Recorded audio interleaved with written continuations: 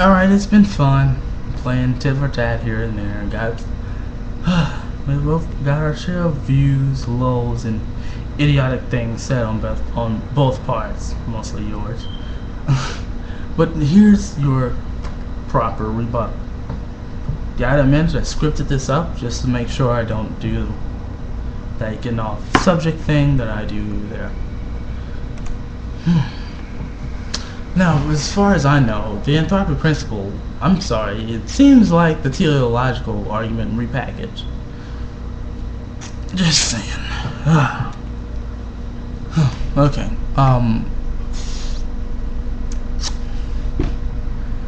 They're saying, apparently what you're saying entails that the universe appears fine-tuned for life as we know it, right? But the key phrase here is, as we know it. Because seriously, we evolved to adapt to the universe, or more specifically, planet Earth. Well, when at the state where it was able to support life, but right, for this planet, not the other way around. What we are is kind of like, it's like in a city, like right out here in well, I'm not gonna say where I live, but in the city out where I live, just know it's one of the big cities, especially for one here in the United States. It's like when you walk around, mostly like in a downtown area or really big busy streets or whatever, you see the cement play at the floors, the ground. Well, every so often you'll see something like a small flower sprouting up from between what is something that it can never grow out of.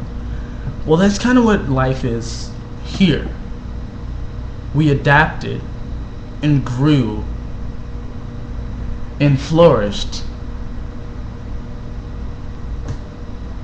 to a somewhat of harsh surrounding, not that it was shaped and molded for it to happen that way. At least as far as our knowledge knows, it didn't happen that way.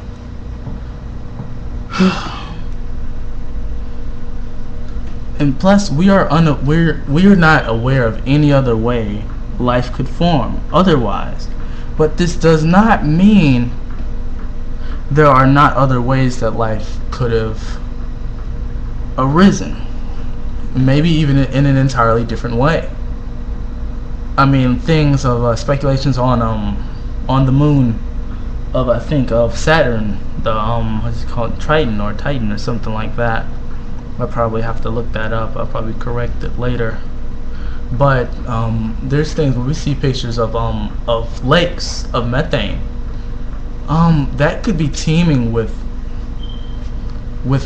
very incredibly small forms of life, but life nonetheless.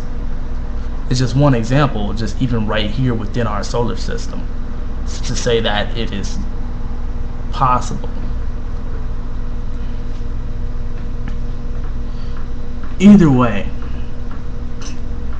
of all the different forces within the universe, this one allowed us to exist. But we don't know what other combinations would have made it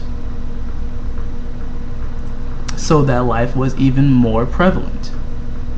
Sure, there are examples that we would make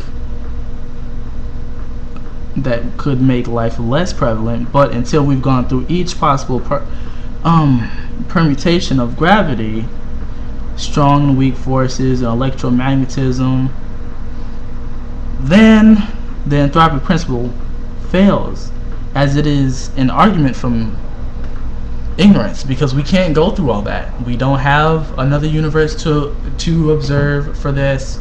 We don't know of anywhere else where there's life or whatever. We could say that a lot of places all over the universe is very unhospitable, especially for human life, let alone any life that exists here on Earth. but it's essentially because we don't know any other way that life could have happened, right? Especially us, because we're so special, and all of life on Earth is just so special, right? Okay, because we don't know, you assert that it was fine-tuned so that we could exist, or so that life itself could even exist, which is essentially, you can't prove that. You only base that in the fact that we don't know of any other way.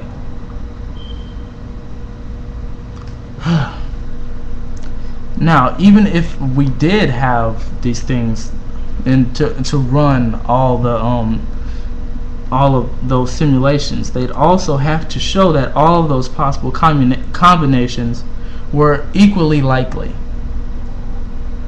Perhaps there is a reason that the universe exists the way it does, or perhaps the multiverse theory is correct and we are one of an infinite number of universes, most without life, but some with.